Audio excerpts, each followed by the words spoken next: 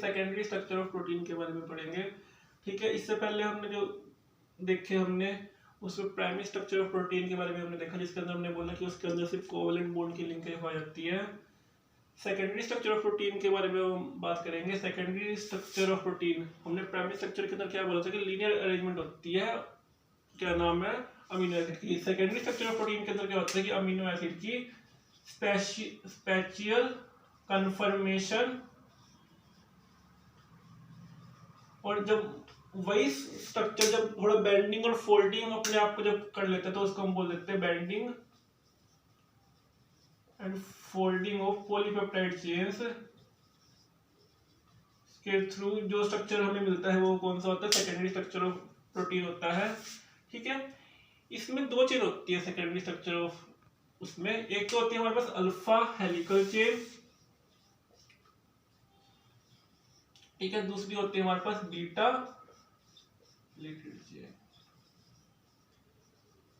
ठीक है, इसके अंदर जो bonding secondary structure of protein के अंदर जो बॉन्डिंग हमें देखने को मिलती है वो कौन सी हमें देखने को मिलती है, हाइड्रोजन बॉन्डिंग देखने को मिलती है। ठीक है, हाइड्रोजन बॉन्डिंग देखने को मिलती है, और इसके अंदर दो प्रकार की चेन होती है, आइदर इंट्रामोलिकुलर होगी। इंट्रामोलिकुलर किसके अंदर दिखाई देगी, हमें अल्फा हेलिकल के अंदर दिखाई देगी। बीटा प्लेटेड शीट के अंदर हमें कौन सी दिखाई देगी, इंटरमोलिकुलर हाइड्रोजन बॉन्डिंग हमें देखने को मिलेगी। ठीक है, बट जो अल्फा हेलिकल के अंदर हमें सल्फर सल्फर की क्या नाम है कोवलेंट लिंकेज भी हमें देखने को मिलती है, किसके अंदर, अल्फा हेलिकल के अंदर। जैसे कि है, अब हम एक एक करके हम डिस्कस करते हैं। सबसे पहले हम अल्फा हेलिकल के बारे में, हम स्ट्रक्चर के बारे में हम डिस्कस करते हैं, अल्फा हेलिकल। ठीक है, सिंपल सी बात है, हेलिकल है तो इसमें ये हेलिकल लाइक स्ट्रक्चर की तरह अपने आप को अरेंज करती है। ठीक है, अब इसके अंदर जो इंटरेक्शन, अब इसके अंदर जो ये जो एक पूरा का पूरा सर्कल जो कंप्लीट होता है, जो पूरा हेलिकल है, एक स्पाइरल, इसका जो एक स्पाइरल 5.6 एंगस्ट्रॉम, क्या नाम है, अराउंड 5.6 एंगस्ट्रॉम का एक स्पाइरल कंप्लीट होता है, और जो इसका डायमीटर होता है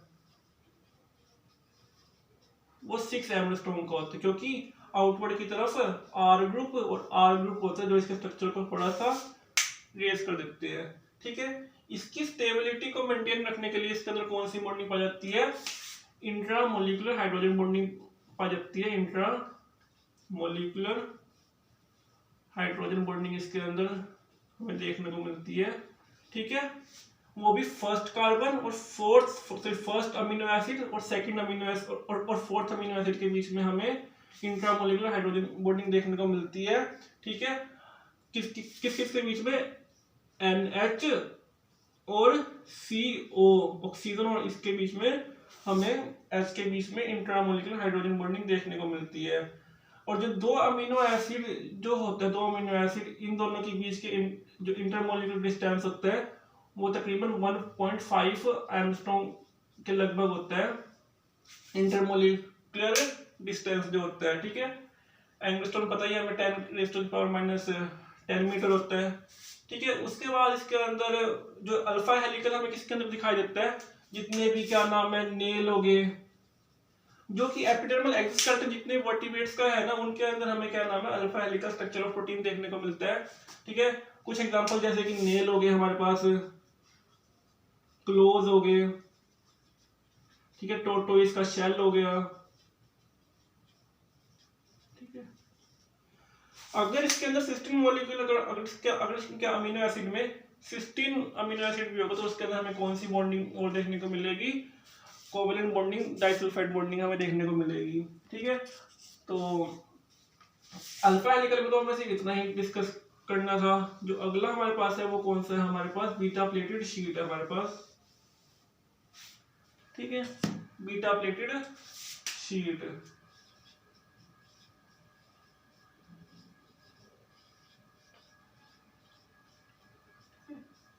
ये पॉलीपेप्टाइड चेन का क्या नाम है, एक्सटेंडेड फॉर्म होता है। पॉलीपेप्टाइड चेन का एक्सटेंडेड फॉर्म होता है, पॉलीपेप्टाइड चेन का एक्सटेंडेड फॉर्म होता है, extended form poly lying side by side, मतलब एक के ऊपर एक। ठीक है, अगर क्या नाम है सी टर्मिनल और एन टर्मिनल, एक चेन तो ये होगी, दूसरी चेन भी होगी C terminal N terminal same side में है, तो उसको हम बोल देंगे पैरेलल बीटा प्लेटेड शीट बोल देंगे, बीटा प्लेटेड शीट। अगर ये दोनों सी इधर है एन इधर है, अगले में एन है और सी है, तो इसको हम क्या बोल देंगे anti parallel beta pleated sheet बोल देंगे हम इनको। ठीक है, अच्छा और इसके अंदर हमने क्या देखना है, जो अमीनो एसिड जो होता है, एक अमीनो एसिड ये होगा, दूसरा अमीनो एसिड ये होगा, इन दोनों की जो क्या नाम है, इन दोनों की जो अमीनो एसिड के बीच का इंटरलिंक डिस्टेंस होता है वो 3.5 एंगस्ट्रॉम होता है। अल्फा में कितना पढ़ा था हमने 1.5 एंगस्ट्रॉम पढ़ा था, बीटा में कितना होता है 3.5 एंगस्ट्रॉम होता है। ठीक है, क्या नाम है, अच्छा इस उसके अंदर हमने कौन सी हाइड्रोजन बॉन्डिंग देखी थी हमने, अल्फा के अंदर हमने इंट्रामोलिकुलर देखी थी, बीटा प्लेटेड में हमें कौन सी देखने को मिलती है, इंटरमोलिकुलर देखने को मिलती है। ये वाली जो चेन होगी ये इसके इस चेन से क्या नाम है हाइड्रोजन बॉन्डिंग दिखाएगी, वो भी कौन सी, इंटरमोलिकुलर। हाइड्रोजन बॉन्डिंग हमें देखने को मिलेगी। ठीक है, बीटा प्लेटेड के एग्जांपल कौन से होते हैं, जैसे कि सिल्क फाइबर हो गए, सिल्क फाइबर। ठीक है, इसके अंदर हमें क्या नाम है बीटा प्लेटेड शीट के हमें ये एग्जांपल देखने को मिलते हैं। ठीक है, तो सेकेंडरी स्ट्रक्चर ऑफ प्रोटीन में बस इतना ही था कि ये special confirmation of amino acid के थ्रू देखने को मिलती है, दो अमीनो एसिड के बीच में हमें 3.5 एंगस्ट्रॉम का डिस्टेंस देखने को मिलता है। ठीक है, इसके अंदर इंट्रामोलिकुलर हाइड्रोजन देखने को मिलती है हमें। ठीक है, और बस फिलहाल तो इसमें यही और ये सिल्क फाइबर के अंदर हमें देखने को मिलता है। तो एक बार हम अल्फा और बीटा जो क्या नाम है में चेन का हम एक बार डिफरेंस कर लेते हैं, अल्फा हेलिकल स्ट्रक्चर और बीटा प्लेटेड का हम स्ट्रक्चर कर लेते हैं, अल्फा हेलिकल और बीटा प्लेटेड का हम डिफरेंस कर लेते हैं। ठीक है, जो अल्फा हेलिकल स्ट्रक्चर होता है इसमें हेलिकल स्ट्रक्चर हमें दिखाई देते हैं। ठीक है, और इसमें क्या नाम है हमें एक्सटेंडेड फॉर्म दिखाई देती है, हमें चेन की एक्सटेंडेड फॉर्म दिखाई देती है हमें। इसके अंदर हमें इंटरमोलिकुलर हाइड्रोजन, इसके अंदर हमें इंट्रामोलिकुलर, हेलिकल में दिखेगी इंट्रामोलिकुलर हाइड्रोजन बॉन्डिंग देखने को मिलेगी, इसके अंदर हमें इंटरमोलिकुलर देखने को मिलेगी। इसमें दो अमीनो एसिड के बीच में 3.5 एंगस्ट्रॉम का डिस्टेंस होगा, इसके अंदर कितना होगा 1.5 एंगस्ट्रॉम का डिस्टेंस होगा। ठीक है, इसके एग्जांपल कौन कौन से होते हैं, अल्फा कैरेटिन हो गए जैसे, ठीक है, अल्फा कैरेटिन बालों के अंदर जितने भी हो गए। ठीक है, और इसके अंदर क्या एग्जांपल हो गया, सिल्क फाइबर हो गया, इसके अंदर क्लोज भी आते हैं, नेल, टोर्टोइज, शेल होगी।